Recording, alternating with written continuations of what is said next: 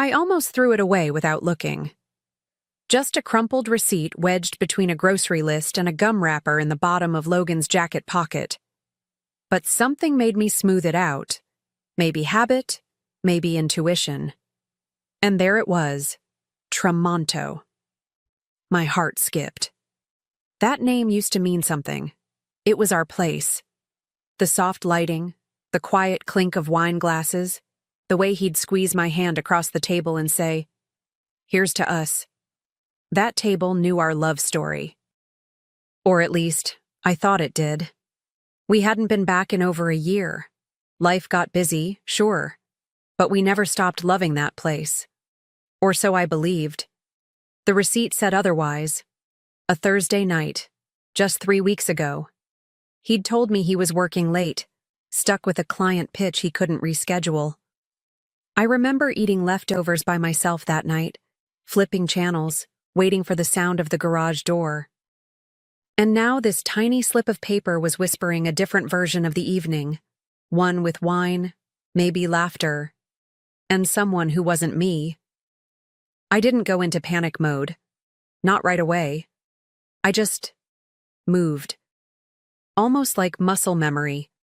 Logged into our credit card account, pulled the last 2 months, and there they were, Tramonto, again and again. Thursdays, Fridays. All those late nights and deadlines suddenly looked different under fluorescent truth. My chest felt tight, like I couldn't get a full breath. I wasn't ready to confront him. Not yet. I needed more than a hunch. I needed to see how deep the knife had gone before I pulled it out. I sat at the kitchen table with the laptop open and my fingers frozen above the keys. The numbers blurred together, but the pattern was unmistakable. Each charge was a breadcrumb, leading me straight to a truth I didn't ask to find. 2 entrees, 1 dessert, wine for 2. Always the same total. Not once did he mention a business dinner. Not once did he bring home leftovers. I pressed my palms to my eyes and tried to will the ache away. But it was there, cold, sharp, and spreading. And you know what stung the most? It wasn't just the betrayal. It was where. Tramonto wasn't just a restaurant to me. It was the place we'd celebrated our anniversary 3 years in a row. It was where he once surprised me with a dessert that had "forever" written in chocolate script. Every inch of that place held echoes of us, of who we were before bills and busy schedules and separate routines. And now? Now it was his playground, a stage for whatever performance he was putting on with her.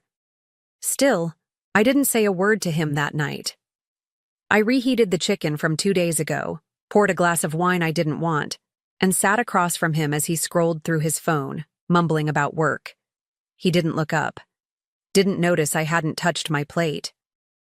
I stared at the man who used to read my moods from a single glance, and felt like I was staring at a stranger. But I wasn't going to lose myself in his silence. Not this time. I just needed to wait, watch, and plan. That night, I lay in bed listening to his breathing, steady, unbothered. He fell asleep so easily while my mind spun like a carousel I couldn't get off. I kept seeing that receipt in my head, like it was glowing, pulsing, daring me to wake him up and demand answers. But something told me not to. Not yet. If I exploded now, all I'd get were excuses, half-truths, gaslight wrapped in charm, and I wasn't in the mood to be handled. Instead, I reached for my phone and scrolled through old photos, birthdays, anniversaries, laughing selfies at Tramonto, back when we still looked at each other like we were in on some beautiful secret. I wasn't just grieving a marriage. I was grieving a version of myself, the woman who believed in all of it, who saved special dresses for special nights, who trusted that when he said forever, he meant it. I missed her, and I wasn't about to let her be made into a fool. So I decided to wait, to gather, to breathe. I needed more than whispers and receipts. I needed the whole picture framed in clarity. If he had turned our place into something cheap, into a hideaway for his lies, then maybe it was time to take it back. On my terms. My timing. And trust me, I already had a plan forming, right there in the quiet. The next morning, I waited until Logan left for work before making the call. I kept my voice light, casual, even threw in a fake laugh. Hi, yes, I'm just confirming a reservation my husband made last week. Logan Carter? For Friday night? The hostess hesitated for half a second, just long enough to tell me she'd found something. Yes, of course, she chirped. Table for 2, 7 p.m., same time as always. I thanked her, hung up, and just stared at the phone like it had spoken some ancient truth. Same time, as always. It was almost insulting how easy it was, like he didn't even try to hide it. Same restaurant, same night, week after week like clockwork. While I was home lighting candles and waiting on texts that came later and later. And suddenly, just like that, the sadness started to burn off, replaced by something else. Cold, clean, focused. I wasn't going to cry about this anymore. No, if he wanted an audience for his betrayal, I'd give him one. But this time, I would be holding the spotlight. So I called back. Hi again. I'd like to make a reservation as well, for Friday, same time, under the name Sienna Carter, party of 6. The woman on the line sounded slightly confused, but took it down anyway. A celebration, I told her. Something I'd been meaning to do with friends. When I hung up, my heart was pounding. Not from fear, but from power. I wasn't just going to walk in and catch him. I was going to own the moment, take back the table, the restaurant, and myself. I spent the next few days assembling my crew, the ones who'd seen me through every chapter of my life, from wedding jitters to late-night tears when Logan first started coming home distant. I told them I wanted to celebrate friendship, resilience, and maybe toast to new beginnings. They didn't press for details, not yet. But I saw the spark of curiosity in their eyes. And honestly, that was fine. Let the truth arrive with the wine. Let it pour slowly, the way real stories do. I picked the dress days in advance. Red, because there's power in red. A color that doesn't ask permission to be noticed. I booked a blowout, polished my nails, and practiced smiling in the mirror until it felt natural again. There was something healing in the preparation, like I was stitching myself back together one step at a time. This wasn't going to be some messy emotional ambush. No, this was going to be poised, beautiful, a performance of truth, and I had front row seats saved for the ones who loved me most. I even sent Logan a sweet text that morning. Hope your meeting goes well tonight. Don't wait up. Let him walk straight into it, blind. Let him believe for one last time that his lies were seamless, that he'd pulled it off. I had no interest in screaming matches or dramatic exits. What I wanted was silence, the kind that speaks louder than any accusation. I wasn't going to take back just the table. I was going to take back the story and write my own ending. By Friday afternoon, the air around me felt electric, charged with something unspoken. I wasn't nervous, not exactly. It was more like standing on the edge of a long-held breath, knowing it was finally time to exhale. My friends texted me excitedly about outfits and rides, thinking this was just some overdue girls' night, and in a way, it was. Only I knew it would also be a reckoning, a return, a reclamation dressed in heels and red lipstick. I arrived early, walked through the doors of Tremonto like I owned them, because for years I did. The host looked up, and I smiled with the ease of someone who's been here 1,000 times before. Reservation under Sienna Carter. The way his eyes widened just slightly told me everything I needed to know. He remembered. He knew. They all did. I was the wife, the original, the one who used to leave tips with handwritten thank you notes. And now I was back, not broken, but brilliant. Our table was near the front, facing the entrance. I chose it on purpose. I wanted to see it all. The door swinging open, the recognition flicker in his eyes, the slow unraveling. My friends arrived one by one, bringing warmth, laughter, and a sense of calm I didn't realize I needed. I let the wine flow. I let them fill the space with joy. And all the while, I kept my eyes on that door, waiting for him to walk through it, still believing he was the one in control. It happened so quickly, and yet, I remember every second in detail. The door opened, and there he was. Logan. Button-down shirt, that same confident tilt of his head, the slight smirk he always wore when he thought he was 2 steps ahead of the world. But he wasn't alone. Her hand was in his, manicured, delicate, clutching his arm like she belonged there. They laughed as they stepped inside, as if walking into a memory they had no right to own. For a moment, he didn't see me. His eyes were scanning the room for their usual table, the one in the back, near the window. The same one we always used to sit at on date nights, before date night became just another phrase he threw around when guilt needed a cover. And then the hostess greeted him. Her voice was sweet, but I caught the flicker of panic behind her eyes. She gestured toward the table. My table. Our table. Occupied. "Oh, Mr. Carter," she said, soft and apologetic. "There's been a mix-up. That table was taken earlier. By your wife." And just like that, the air shifted. I watched him freeze. His smile faltered, his shoulders stiffened. He turned his head, slowly, like someone waking up in a nightmare. And our eyes met across the room. My heart didn't race. It didn't crumble. It stayed steady. Because I wasn't there to fall apart. I was there to rise. I stood up slowly, letting my chair slide back with a soft scrape against the tile. Every head at my table turned. My friends froze mid-sip, their conversations dropping like a curtain. I didn't need to say a word. They followed my gaze and understood.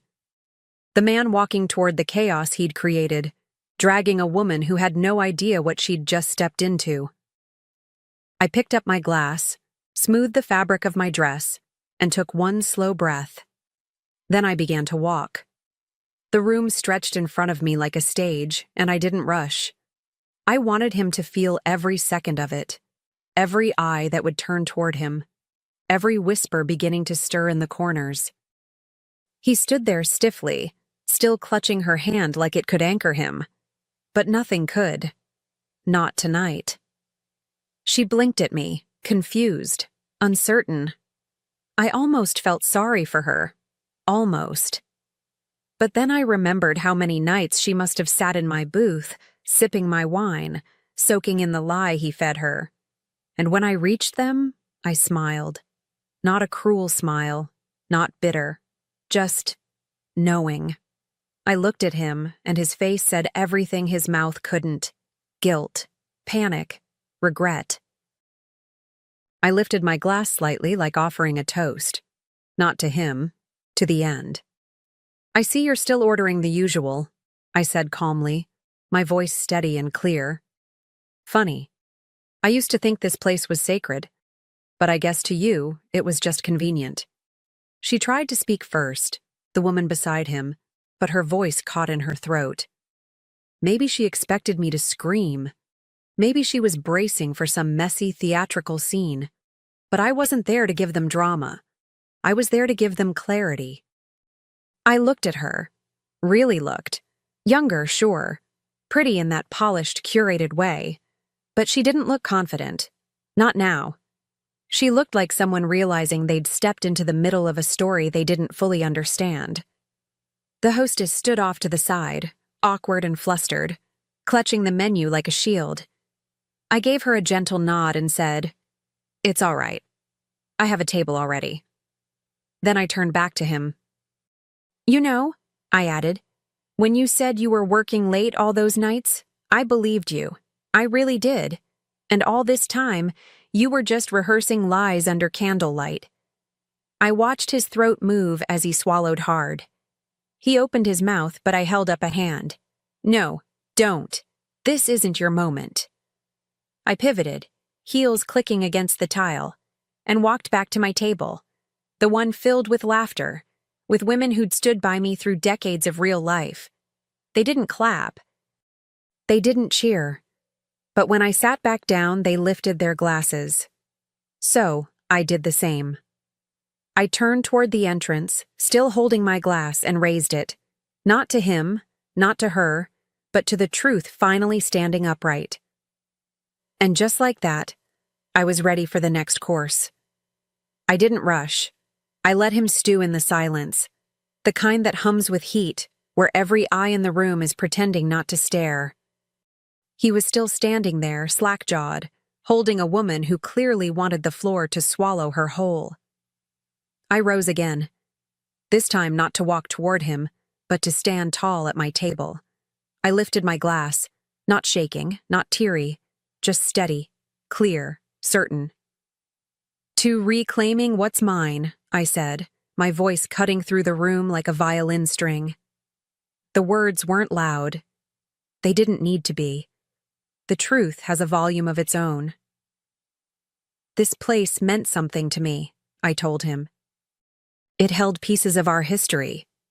And yet you brought her here, to our booth, our table, our rituals, like they were yours to give away. I looked straight at him, and then at her. I thought maybe you just wanted something new, but now I see. You just wanted something easy, something that didn't require you to show up. She flinched when I turned to her, and I almost left it there. Almost. But some things deserve to be said out loud. You picked the crumbs, I told her, voice low and even. You didn't steal anything. You were handed what was left after he hollowed out the real thing.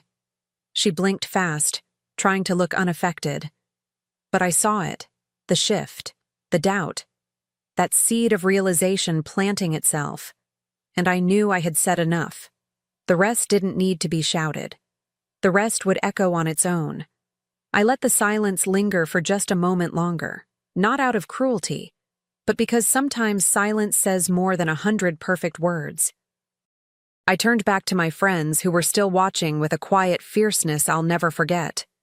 Their eyes held no pity, just pride, support, a kind of unspoken sisterhood that wrapped itself around me like armor.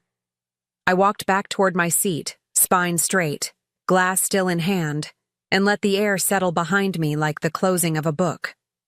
Before I sat down, I gave them one final gift. One last truth. I raised my glass just slightly and said, to freedom, and to finding out just in time. It wasn't a toast for revenge, it was for release, for clarity, for the gift of no longer wondering. Logan still hadn't moved. His mouth opened, then closed again, like he wanted to say something but realized he'd already said too much, with actions, with lies. With every Friday night he thought I'd never question. I didn't look back again. I didn't need to. Whatever happened at that entrance, the muttered excuses, the awkward shuffle out, the unraveling of whatever fantasy they had built, that was no longer my concern. I was surrounded by people who loved me for who I really was. Not a version, not a secret. The wine was warm in my hand, the food was arriving hot, and the laughter, real laughter, began to rise around the table again. I hadn't just reclaimed a place, I'd reclaimed myself. The waitress came by moments later, eyes wide with curiosity but professional to the bone. "Would you like to order now?" she asked, almost hesitating. I smiled. Really smiled. "Yes, let's start with the bruschetta, and another bottle of the Barolo." My voice didn't shake. My appetite had returned. Not just for food, but for life. For joy. For realness. I wasn't the woman waiting by the window anymore. I was the woman rewriting her ending, one course at a time. My friends leaned in, shoulders touching mine, sharing jokes and stories like they always did. but now, everything felt lighter, brighter, like I had unclenched a part of myself that had been holding tension for years.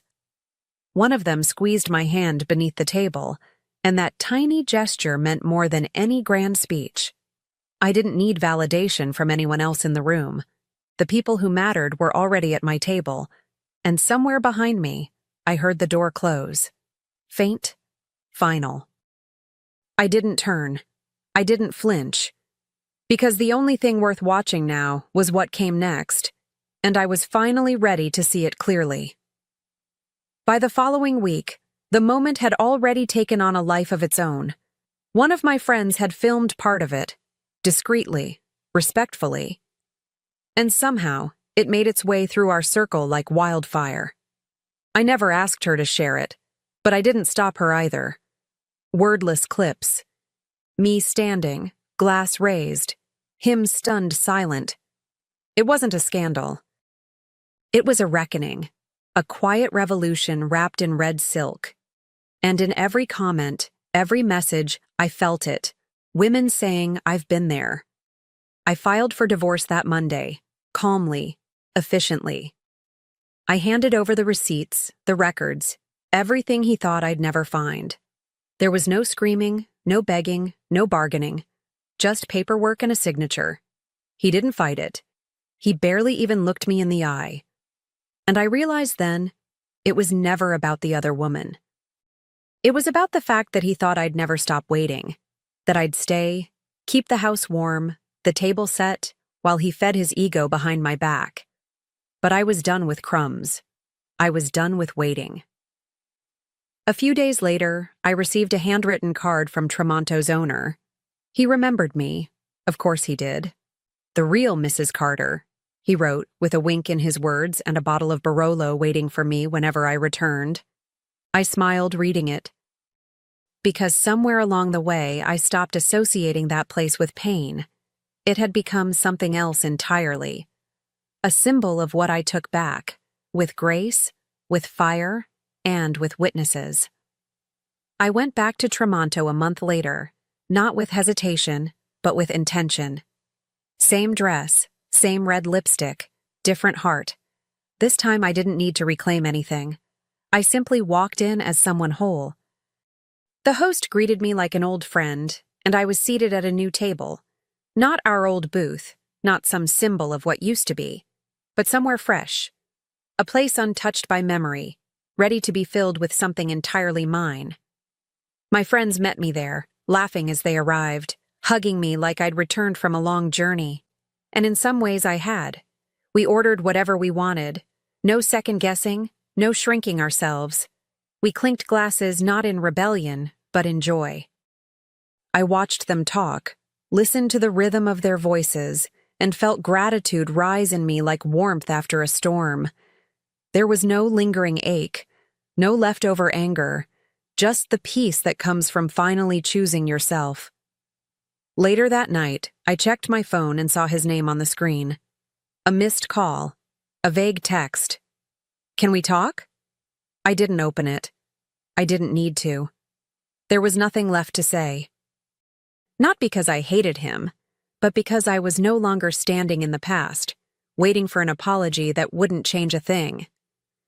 I tucked the phone away, took another sip of wine, and leaned into the laughter at my table. This was the only conversation I needed. These days, Tremonto isn't haunted anymore. It's lit from within, not just by candles or chandeliers, but by something harder to define. Confidence, maybe. Peace. A kind of quiet power that lingers in the corners when you stop shrinking to fit into someone else's comfort. I've been back several times now, sometimes with friends, sometimes alone with a book and a glass of wine. And every time, it feels like a small celebration, not of what was lost, but of what I found when I finally let it go. Logan tried again a few months later, a birthday message, a memory he thought might make me soften. I didn't block him. I didn't even reply. That part of my life no longer needed closure. It had ended the way all great illusions do, in plain sight. And the beauty of it? I didn't just survive it. I shaped it. I wrote the final scene. I took back the table, the story, the voice. And I made it mine. The last time I sat there, near the window, I watched a couple across the room. Young, in love, unaware of anything but each other. I smiled, not with envy, but with peace. I looked down at my plate, then at the empty chair across from me and thought, the table was set for two, but I made it a feast for my freedom. We'd like to discuss a transition plan, Judith. It's just not working anymore. The words hung in the conference room like a bad smell, unmistakable and impossible to ignore. I sat at the head of the table I had personally selected when we'd moved into these offices 8 years ago. My knuckles turned white as I gripped my coffee mug, the one with our original logo, my design, now faded from hundreds of washings. My name is Judith Monroe. I'm 58 years old, and 15 years ago, I co-founded Brightwave Creative in Madison, Wisconsin with 2 college friends. We'd started with 3 desks and a printer in a converted storage room above a coffee shop. Now, we occupied the entire 6th floor of a downtown building with 36 employees and clients across the Midwest. Or rather, I had built it. Frank retired 5 years ago, and Thomas left to teach at the university 3 years after that. I'd stayed, bringing in younger partners like Cameron Vance and Olivia Harmon. I'd mentored them, shared client relationships I'd spent a decade cultivating, taught them everything they knew about strategic marketing. Now they sat across from me, their expressions a mix of rehearsed sympathy and poorly disguised impatience. Cameron's expensive watch glinted as he fidgeted, and Olivia's fresh-from-the-salon hair fell perfectly as she tilted her head with practiced concern. The industry is changing rapidly, Cameron continued, his voice smoothly professional. We need to present a more contemporary image. Contemporary, I repeated. The word tasted bitter on my tongue. Exactly, Olivia chimed in, almost relieved I'd caught on so quickly. More modern, more youthful, more in tune with emerging trends and digital native sensibilities. I'd pioneered our company's expansion into digital marketing before either of them had graduated college. I'd secured the Harrington account, our biggest client, when Cameron was still posting party photos on Facebook.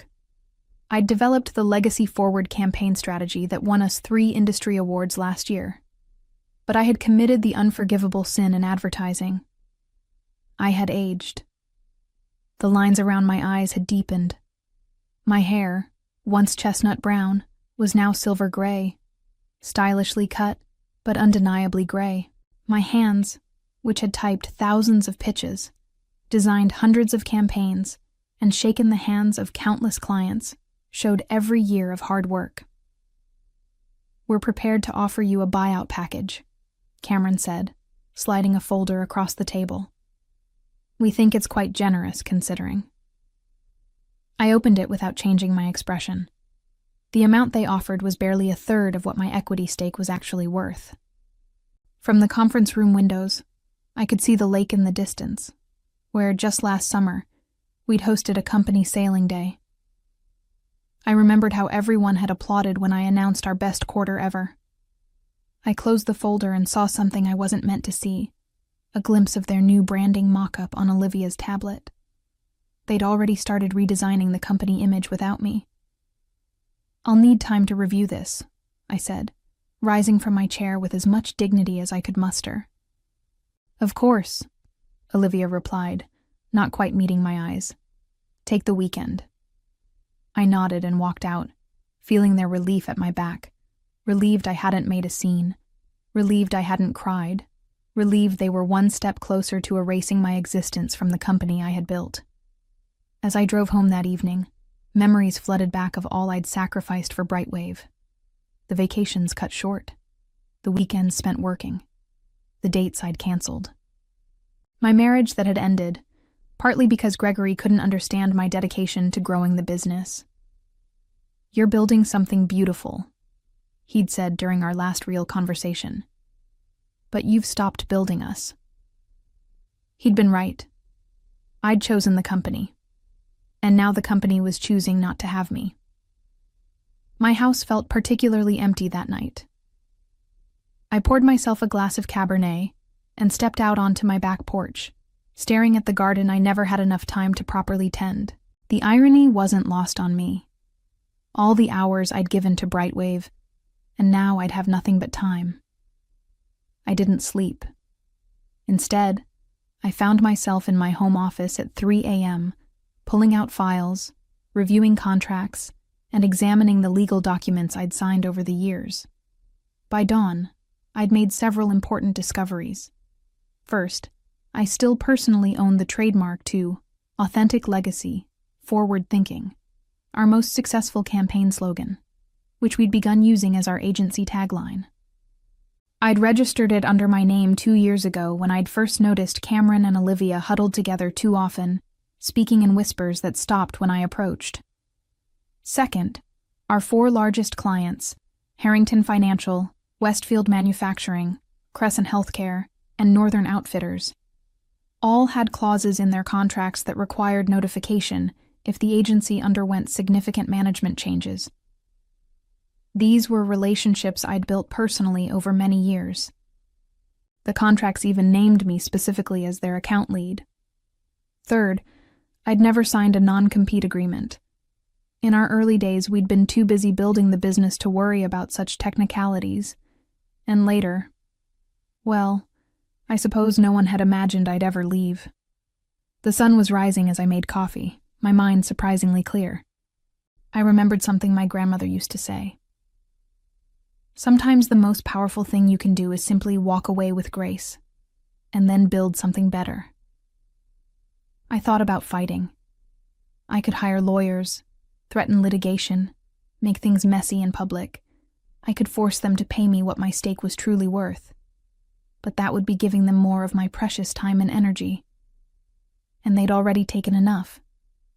Instead, I did something that would later confuse Cameron and Olivia greatly. I signed their lowball offer without negotiation.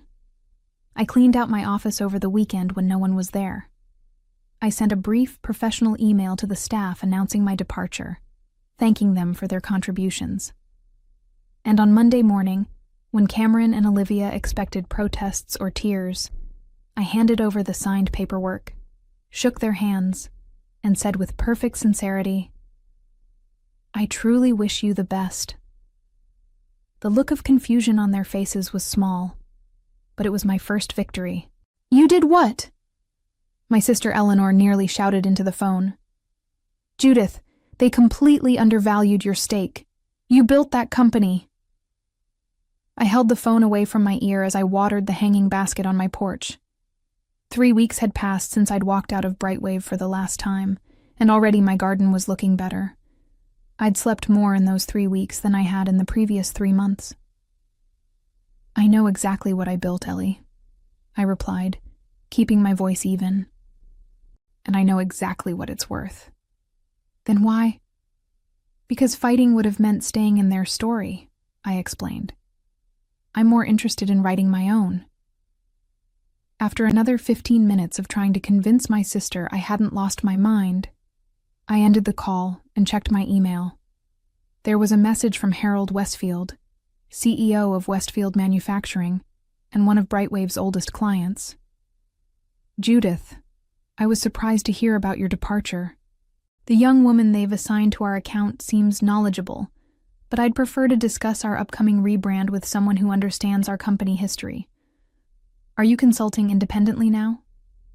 If so, I'd like to meet." I smiled. Harold's message was the third such inquiry I'd received this week.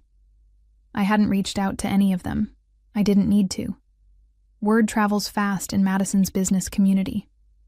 That afternoon, I met with Patricia Kingston, my attorney, to finalize the paperwork for my new venture. "Silverline Strategies," Patricia said, looking over the documents. "I like it. Subtle but pointed." "I thought so," I replied. "And you're clear on the operational boundaries? No direct solicitation of Brightwave clients, as agreed in your separation terms?" I nodded. "I won't need to solicit. They're already calling me." Patricia smiled. She was about my age and had faced her own battles in a male-dominated legal world. Just be careful. Your former partners struck me as the type who bruise easily when their plans don't unfold exactly as expected. They'll be fine, I said. They wanted youth and energy, and that's what they have. Whether that's what their clients want is another matter entirely. As I drove home, I passed the Brightwave offices. Through the large windows, I could see Cameron leading a meeting, gesturing enthusiastically. They'd already removed the signage with our original logo and replaced it with something more contemporary, all lowercase letters and a gradient color scheme that would look outdated in 18 months. They'd also started using my tagline, authentic legacy, forward thinking, in all their new marketing materials. I wondered if they'd bothered to check who actually owned it. My phone rang through my car speaker. It was Harold Westfield again. Judith, I've been thinking. Rather than just consulting on the rebrand, would you consider taking over our entire marketing strategy? The presentation your replacement sent over this morning was, well, let's just say it showed a fundamental misunderstanding of our company values. I smiled as I pulled into my driveway. I'd be happy to discuss that, Harold. Why don't you come by my new office tomorrow? There's something called Silverline Strategies I'd like to tell you about. My new office space was intentionally different from Brightwave's sleek open-concept design.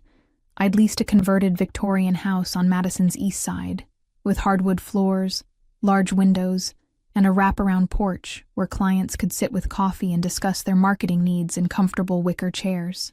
The walls displayed framed examples of my most successful campaigns over the years, many of which had won awards for Brightwave.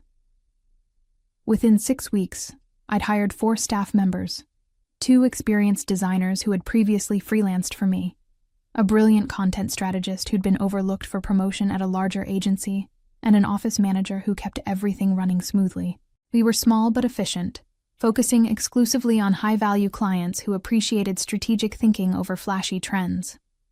I was reviewing our quarterly projections when my phone buzzed with a text from Jessica, a junior designer who still worked at Brightwave.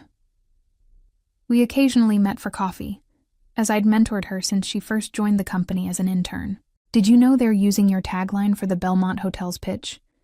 The one about authentic legacy? Olivia's presenting it as the centerpiece of the campaign tomorrow. I set my phone down, unsurprised but still disappointed. I'd been waiting to see how far they would go. Now I knew. Dorothy, I called to my office manager, would you ask Patricia to send that cease and desist letter we prepared? It's time. Right away, she replied with a knowing smile. That afternoon, I met with Harold Westfield and the Westfield Manufacturing Executive Team to present Silverline's comprehensive strategy for their product launch. When I finished, the room was silent for a moment before Harold spoke. This is exactly what we've been trying to articulate for months, he said. You've captured our company's heritage while positioning us for the future. That's what experience brings, I replied.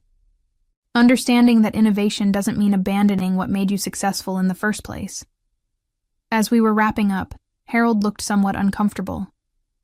I should mention, Cameron from Brightwave has been calling me daily. Rather persistent young man. That's to be expected, I said evenly. You're an important client. Harold shook his head. We've already notified them that we're terminating our contract. I just thought you should know they're not taking it well. Cameron implied that you might have violated some agreement by working with us. I smiled. I assure you, everything I'm doing is completely above board, but I appreciate the heads up. When I returned to the office, Dorothy met me at the door, her expression serious. Cameron Vance is here. He's quite agitated. I found Cameron pacing in our small conference room, his perfectly tailored suit looking somewhat wilted after what had clearly been a stressful day. When he saw me, his face flushed. This is how you repay us? He demanded without preamble. Stealing our clients? I haven't stolen anyone, Cameron, I replied calmly. Clients make their own decisions about which agencies best serve their needs. Westfield Manufacturing was with Brightwave for 12 years. No, I corrected him. Westfield was with me for 12 years. There's a difference, which you're now discovering. He ran a hand through his hair, his composure cracking. And Harrington Financial is reviewing their options. And Crescent Healthcare hasn't returned our calls in 2 weeks. This isn't coincidence. Perhaps they're not responding to your new contemporary approach, I suggested. Cameron's eyes narrowed. We were trying to do the right thing, Judith. The industry is changing. Clients want fresh perspectives, digital natives. Apparently not all clients, I interrupted. Some still value experience, strategic thinking, and long-standing relationships.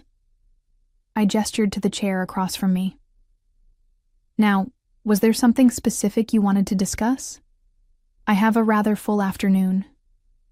He remained standing. We want you to stop using Brightwave in your credentials. Stop mentioning that you founded our company when you pitch to clients. I couldn't help but laugh. You want me to erase 15 years of my professional life because it's inconvenient for you? That's not how reality works, Cameron. We'll take legal action if necessary, he threatened. I look forward to that discussion, I replied. Especially when your lawyer explains how you're using my trademark tagline without permission. The color drained from his face. What are you talking about? Check your inbox, I said. Your counsel should have received our cease and desist letter about 20 minutes ago. The following weeks brought developments that Cameron and Olivia likely never anticipated when they orchestrated my departure. First, Harrington Financial, which represented nearly 30% of Brightwave's annual revenue, officially terminated their contract and signed with Silverline. Their CEO, Victoria Harrington, made a point of calling me personally. That young woman they sent to our last meeting tried to explain to my board why we need to appeal to millennials, she said with a laugh. We're a wealth management firm specializing in retirement planning, Judith. Our primary clients are 55 to 70 years old with portfolios over $2 million. Next, Northern Outfitters followed, their marketing director explaining they needed an agency that understood their traditional customer base while helping them expand thoughtfully. Then Crescent Healthcare signed a 2-year exclusive contract with Silverline. By the end of the 3rd month, 7 of Brightwave's established clients had made the switch. I took no particular joy in these developments. These were relationships I'd built over years, clients whose businesses I understood intimately. I was simply continuing to serve them, now under my own banner. What did bring me satisfaction, however, was building something authentic to my values. Silverline operated differently from most agencies. We limited our client roster to ensure personal attention. We hired based on talent and fit, not age or trendiness. Our team ranged from 24 to 67 years old, each bringing different perspectives and strengths. One Tuesday morning, Patricia called with news. Brightwave's attorneys responded to our cease and desist, she said. They're claiming the tagline was created as work for hire under company ownership. They can claim whatever they want, I replied. I have the trademark registration and documentation showing I created it before bringing it to the company. They're also threatening to countersue for client interference. I sighed. Are they really prepared to argue in open court that their clients left because I interfered, rather than because they pushed out the person those clients trusted? That wouldn't be a good look for an agency that's supposed to understand client relationships. Patricia chuckled. That's essentially what I told them, in more legal language. I think they'll back down on that front, but they're digging in on the tagline. Apparently, they've already built their new branding around it. That was short-sighted of them, I noted. Keep me posted. Later that afternoon, I received an unexpected visitor. Olivia Harmon arrived without an appointment, looking considerably less polished than when I'd last seen her at Brightwave. The confidence she displayed when ousting me had been replaced by barely concealed anxiety. Do you have a moment? She asked, hovering in the doorway of my office. I gestured to the chair across from me. Of course. She sat, fidgeting with her watch. I wanted to speak with you directly, away from lawyers and Cameron. I'm listening. We're struggling, she admitted bluntly. The client departures hit our projections hard. The remaining clients are nervous, and we're not landing new accounts at the rate we anticipated. That must be challenging, I said neutrally. We're also overextended on the office lease and the new hires we brought in after you left. She took a deep breath. Cameron thought we could just replace your client relationships with new business. I didn't point out the flaws in that logic. From her expression, she'd already identified them herself. What exactly are you here for, Olivia? I asked. I'm here to see if there's a path forward that doesn't end with both agencies damaged. Maybe a collaboration, or a referral arrangement, or... She trailed off, perhaps hearing how unlikely her proposal sounded.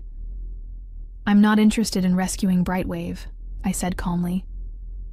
You and Cameron made a calculated decision to remove me because you thought my age was a liability. Now you're living with the consequences of that miscalculation. Olivia's composure cracked. We never meant to get caught, I finished for her. Or to discover that experience actually has value in a service business built on client relationships. She stared at her hands, silent. I wish you luck, Olivia. I truly do. But Silverline and Brightwave will continue on separate paths. The legal dispute over the tagline was settled quickly once Brightwave's attorneys reviewed my documentation. They had no choice but to acknowledge my ownership and cease using authentic legacy forward thinking in any of their materials. This required them to pull their new website, redesign their business cards and proposal templates, and essentially start their rebranding from scratch. The costs, both financial and in market credibility, were substantial. Meanwhile, Silverline continued to grow strategically. We weren't trying to become the biggest agency in Madison. We were focused on being the best for a specific kind of client. We moved to slightly larger offices after 6 months, but maintained the warm, personal atmosphere that distinguished us from typical corporate agencies. My phone rang as I was reviewing applications for a new strategic position we'd opened. It was Eleanor. Have you seen the business journal this morning? She asked without preamble. No, I've been interviewing candidates all day. Why? There's an article about Brightwave. Apparently they've undergone a strategic restructuring. Cameron Vance is out as managing partner. I set down the application I'd been reading. That's unexpected. There's more, Eleanor continued. They've brought in someone from Chicago to right the ship, a Susan Blackwell. She's quoted saying they're refocusing on core strengths and rebuilding client trust. And in other words, trying to fix the mess Cameron and Olivia created. After we hung up, I found the article online. The strategic restructuring sounded like what it probably was. Investors or bank lenders stepping in to salvage what remained of a suddenly struggling agency. The photos showed their once bustling office looking noticeably emptier, with several desks clearly unoccupied. I felt a complex mix of emotions. I hadn't wished for Brightwave's downfall. Many good people still worked there. People who had nothing to do with the decision to push me out. Jessica, my occasional coffee companion, was among them. On impulse, I called her. Jessica, it's Judith. I just read about the changes at Brightwave. Are you all right? There was a pause before she answered. It's been a difficult few weeks.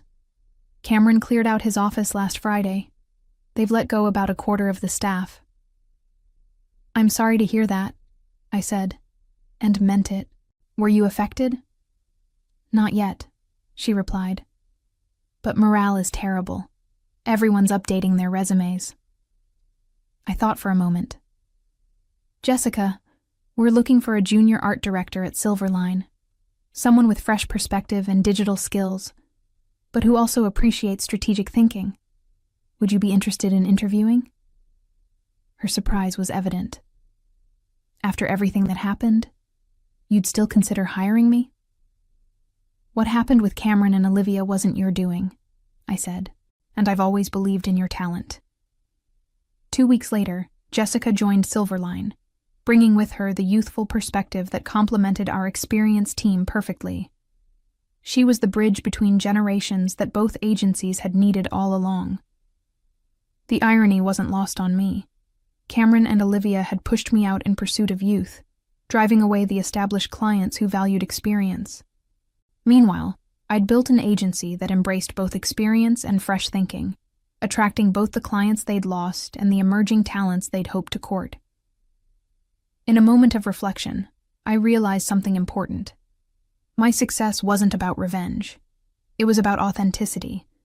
I hadn't needed to fight against Cameron and Olivia's vision of the future. I simply needed to create something better, something that recognized the value of every stage of professional life, including my own. Sometimes, the most powerful response to being undervalued is simply to build something that reflects your true worth. 1 year after my unceremonious exit from Brightwave, I received an invitation that brought everything full circle. The Madison Business Association wanted to honor me with their Lifetime Achievement Award at their annual gala. As I stood at the podium, looking out at the gathered business leaders of Madison, I saw many familiar faces. Harold Westfield and Victoria Harrington were seated at a front table. Jessica sat with our Silverline team, beaming proudly. Even Patricia had come, despite her general aversion to networking events. In the back corner, I spotted Olivia, now Brightwave's managing partner following the company's restructuring.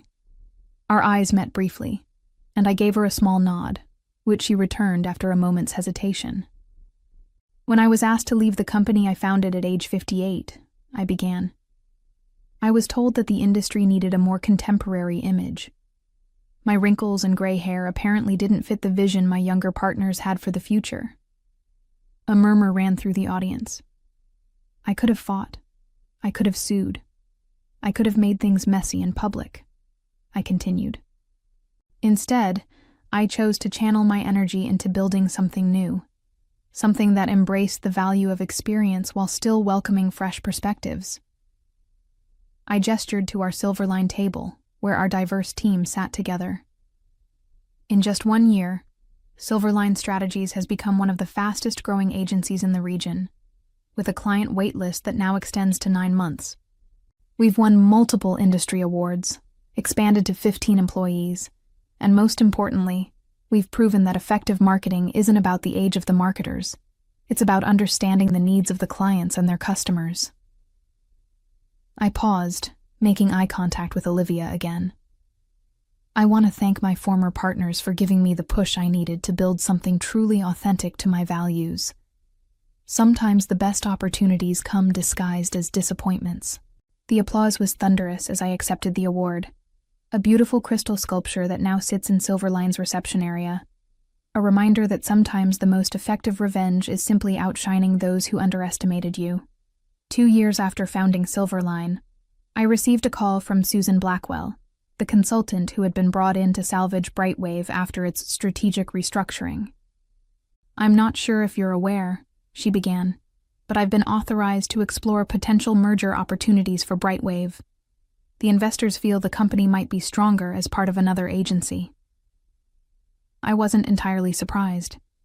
Despite Olivia's best efforts and Susan's expertise, Brightwave had never fully recovered from the client exodus and rebranding disasters.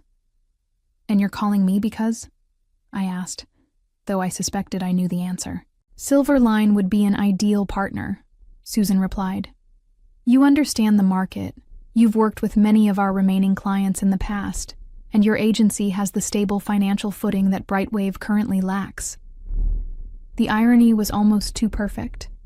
The company that had discarded me for being too old was now asking to be rescued by the very agency I had built in response to their ageism. "I appreciate the call, Susan," I said carefully, "but Silverline isn't looking to acquire other agencies at this time. We're growing organically at a pace that allows us to maintain our culture and values."